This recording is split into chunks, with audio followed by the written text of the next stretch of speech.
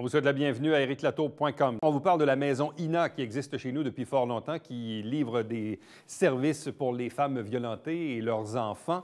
Eh bien là, il y a évidemment un tournoi de golf organisé par Royal Lepage de Saint-Jean. Ça s'en vient très bientôt et c'est le temps de s'inscrire et on va vous expliquer les tenants et aboutissants de cette activité et bien sûr de la maison INA.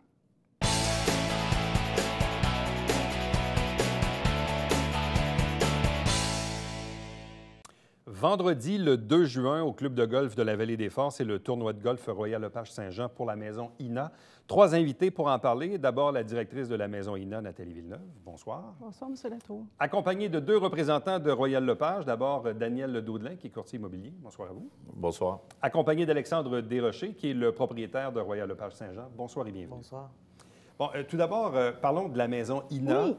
qui existe toujours, qui est toujours bien en selle, Oui. qui rend aussi de précieux services ici à la communauté. Oui, tout à fait. Cette année encore, on a eu une année malheureusement record, Oui. mais qui répond aux besoins des femmes et des enfants, donc un taux d'hébergement qui dépasse celui des dernières années. Ça veut dire? Ça veut dire qu'on est entre 85 et 90 de notre taux d'hébergement. On a 14 places femmes et enfants.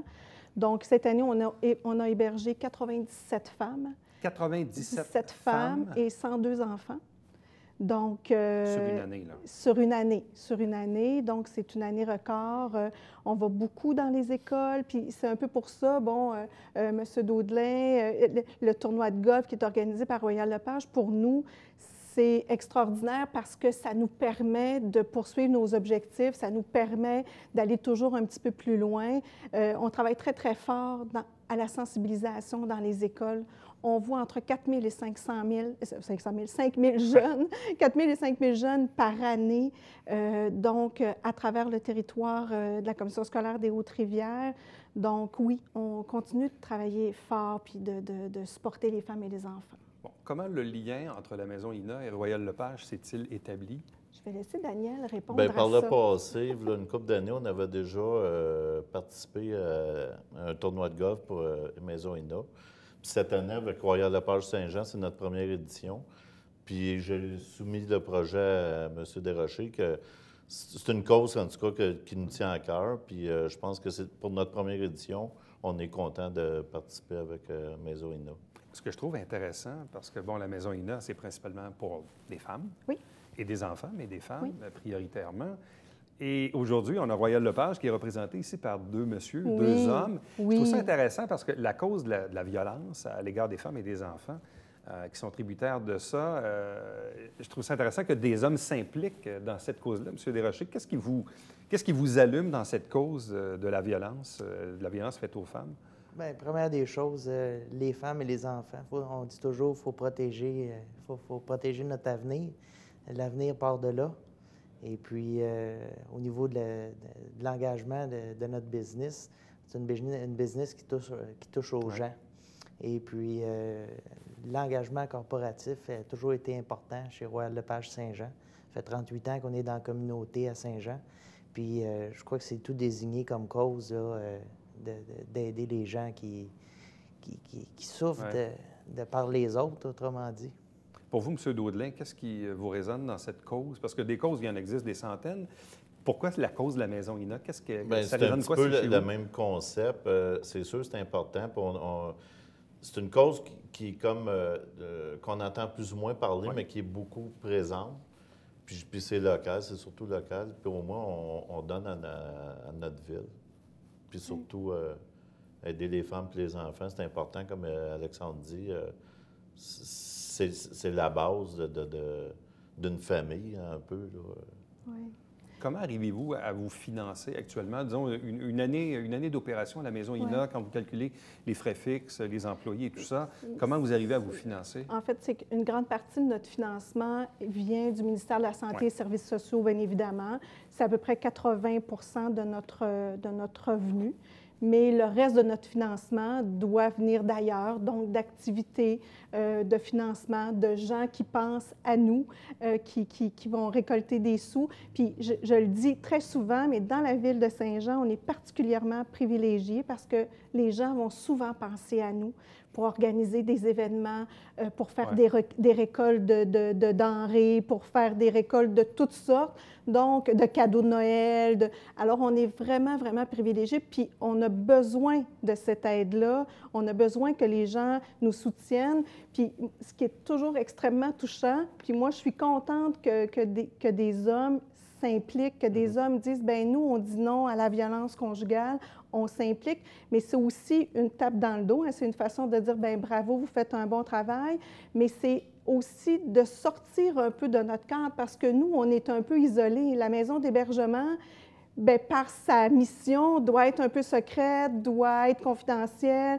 Donc, c'est difficile de rayonner très grand, mais quand il y a des événements comme ça, des gens qui sont dans le monde des affaires, qui connaissent plein de gens, qui rencontrent plein de gens tous les jours, bien, ce qu'ils viennent dire, c'est qu'on a une maison d'hébergement à Saint-Jean, on peut les aider, puis en plus, on va en parler. Je suis allée rencontrer leur équipe, je leur ai résonné ça dans les oreilles pendant une demi-heure, 3/4 d'heure, presque une heure, de ce que c'est les services de la maison INA et de ce que ça veut dire que d'être une femme victime de violence conjugale. Bon, que 80 de votre financement vienne du ministère de la Santé, ça va, c'est quand même très, très important, mais Oui. un organisme comme le vôtre et les autres, vous ne roulez pas sur l'or, là. Non, non, Ça, c'est un clairement. défi quotidien. Oui. Donc, le 20 Oui. manquant, il est Oui. comme...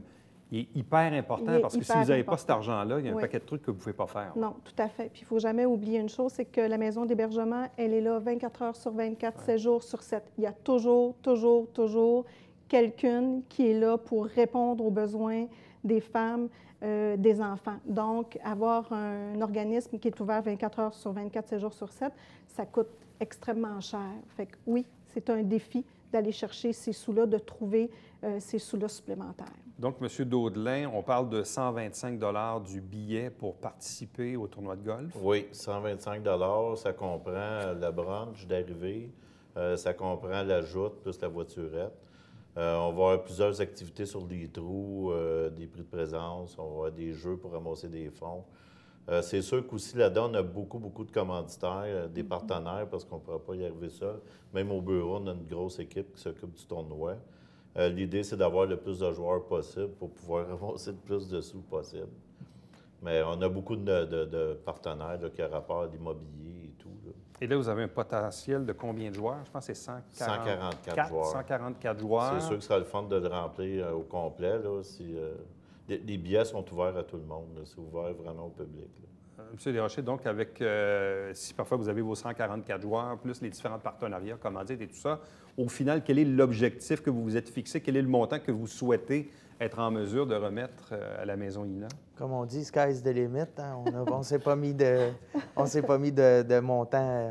On va pour chercher le plus possible pour la cause, dépendamment des commandites qu'on a, puis du nombre de joueurs qu'on va avoir. Puis on parlait qu'il y avait des activités sur les trous, et puis il y a d'autres activités payantes au courant de la journée que les gens peuvent participer, soit des tirages, soit des concours de potting ou quoi que ce soit.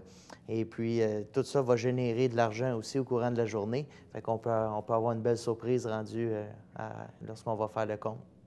Nathalie Villeneuve, quand on parle de financement pour maintenir les activités de la Maison INA, un 10 000, un 20 000, un 30 000, un 40 000 là, c'est quoi la différence que ça fait dans une année d'opération à la Maison INA? La différence que ça fait, c'est que c'est des services de plus donnés aux femmes.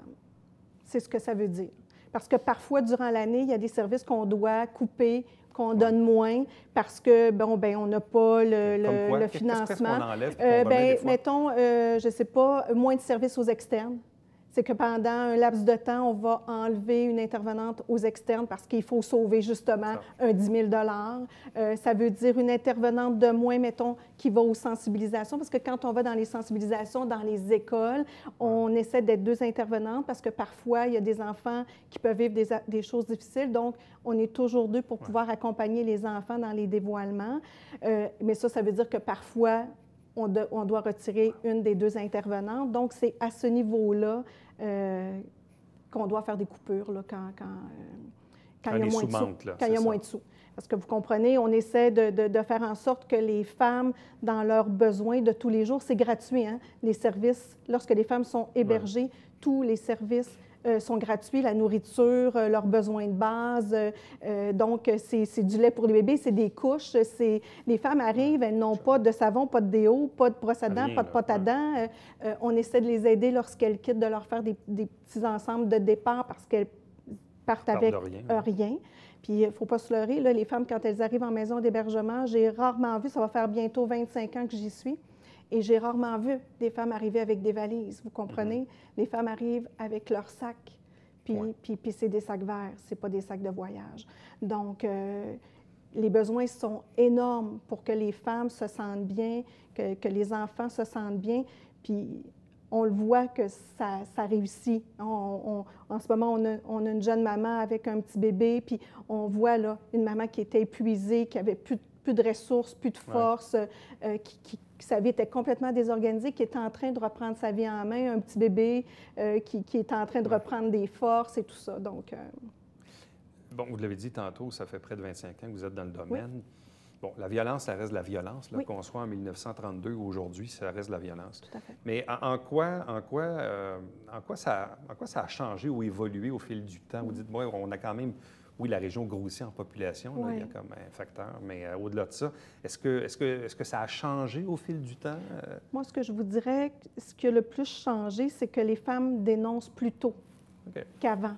Je regardais les statistiques, on a à peu près le tiers des femmes qui ont entre 18 et 30 ans. Alors que, il y a 25 ans, des jeunes femmes qui avaient entre 18 et 30 ans, c'était beaucoup plus rare. Les femmes quittaient plus tôt.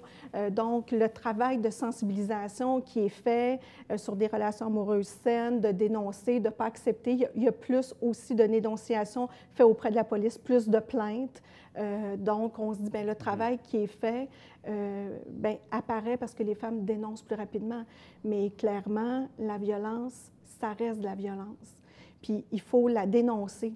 Et il ne faut pas l'accepter. Et c'est pour ça que chaque fois qu'une personne dit « bien moi, je m'implique envers une maison d'hébergement parce que je dénonce la violence », bien à chaque fois, c'est un pas de plus vers l'avant. Puis oui, il faut qu'il y ait des femmes, mais quand il y a des hommes qui disent « bien nous, ouvertement, on va appuyer une maison d'hébergement parce que pour nous, la violence, c'est inacceptable », bien tant mieux, parce que ce que ça dit aux autres hommes qui pourraient avoir des comportements violents, bien moi, je ne les accepte pas. Puis même si on est des travailleuses en maison d'hébergement, les hommes, il y a des bons gars.